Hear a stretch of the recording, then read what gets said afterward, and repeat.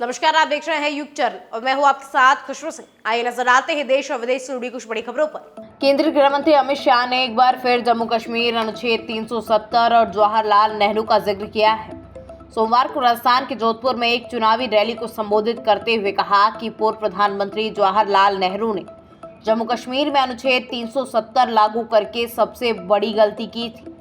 इस गलती को केंद्र की मोदी सरकार ने 5 अगस्त 2019 को खत्म किया और जम्मू कश्मीर में तिरंगा फहराया। अमित शाह ने आगे कहा कि कांग्रेस ने हमेशा राम मंदिर के मुद्दे को नजरअंदाज किया था, लेकिन नरेंद्र मोदी सरकार ने राम जन्मभूमि पर मंदिर निर्माण का वादा पूरा किया।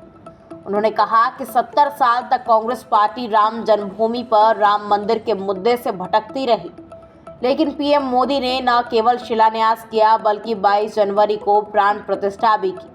कुछ महीने पहले लोकसभा में जम्मू और कश्मीर आरक्षण विधेयक 2023 और जम्मू और कश्मीर पुनर्गठन विधेयक 2023 पर बहस का जवाब देते हुए अमित शाह ने कहा कि नेहरू ने 2 गलतियां की थी।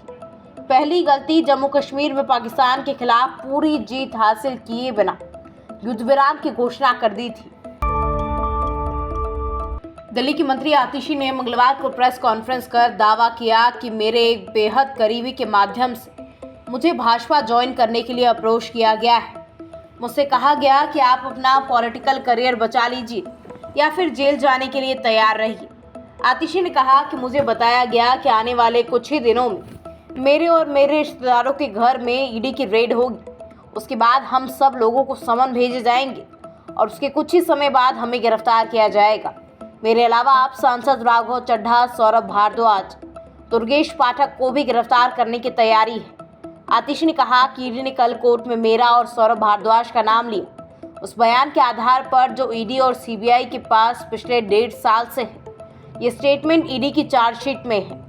कोर्ट में इसे उठाने का क्या मकसद है? वजह यह है कि भाजपा को लग रहा है कि केजरीवाल, सिसोदिया, संजय सिंह, सत्येंद्र जैन जेल में है। इसके बावजूद आप मजबूत हैं। वो नेक्स्ट लाइन लीडरशिप को जेल में डालने की तैयारी कर रही है। नागरिकता संशोधन कानून पर केंद्र सरकार आज सुप्रीम कोर्ट में जवाब दाखिल करेगी। कोर्ट ने 19 मार्च को सुनवाई करते हुए केंद्र सरकार को 3 हफ्ते के अंदर जवाब दाखिल करने का आदेश दिया था। बेंच ने कहा था कि हम केंद्र सरकार को स्टे पर जवाब देने के लिए 2 अप्रैल तक का समय देते हैं। उस पर 8 अप्रैल तक याचिकाकर्ता अपनी बात रख सकेंगे। इस तरह हम 9 अप्रैल को अगली सुनवाई करेंगे।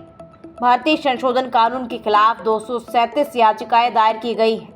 इन याचिकाओं में से 20 में कानून पर रोक लगाने की मांग की गई है। सुप्रीम कोर्ट की 3 सदस्यीय बेंच इस मामले की सुनवाई कर रही है।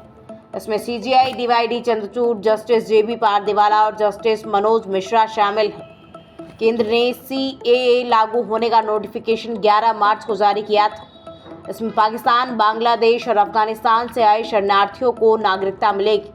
इसके खिलाफ Indian Union Muslim League, Assam Congress नेता Debabrata Saikia, Assam Jatiyatabadi Yuba Chhatra Parishad, Democratic Youth Federation of India और Social Democratic Party of India ने याचिका लगाई है। पतंजलि आयुर्वेद के भ्रामक विज्ञापन मामले में बाबा रामदेव सुप्रीम कोर्ट पहुंच गए हैं। पिछली सुनवाई के दौरान सुप्रीम कोर्ट ने नोटिस का जवाब दाखिल नहीं करने पर बाबा रामदेव और पतंजलि के एमडी आचार्य बालकृष्ण को फटकार लगाई थी और 2 अप्रैल यानी आज पेश होने का निर्देश दिया था। हालांकि कंपनी ने इस मामले में कोर्ट से अपनी गलती पर बिना शर्त माफी मांगी थी और कहा था कि वो भ्रामक विज्ञापन नहीं दिखाएंगे। केस की सुनवाई जस्टिस हिमा कोहली और एहसानुद्दीन अमानुल्लाह की बेंच ने इस मामले की सुनवाई की और रामदेव की ओर से सीनियर एडवोकेट बलवीर सिंह दलीलें रख रहे थे। इससे पहले 27 फरवरी की सुनवाई में कोर्ट ने पतंजलि आयुर्वेद के गुमराह करने वाले दवा विज्ञापनों पर रोक लगाई थी। इसके अलावा अवमानना कार्यवाही में कारण बताओ नोटिस जारी किया था। दरअसल कोर्ट ने पिछले साल भ्रामक विज्ञापन जारी नहीं करने का निर्देश दिया था, लेकिन कंपनी ने इसे नजरअंदाज किया। राजस्थान के कोटा बूंदी लोकसभा सीट पर सियासी संग्राम लगातार तेज होता चला जा रहा है और भाजपा प्रत्याशी और लोकसभा स्पीकर ओम बिरला और कांग्रेस प्रत्याशी प्रहलाद गुंजल के बीच बयानबाजी तीखी हो गई है।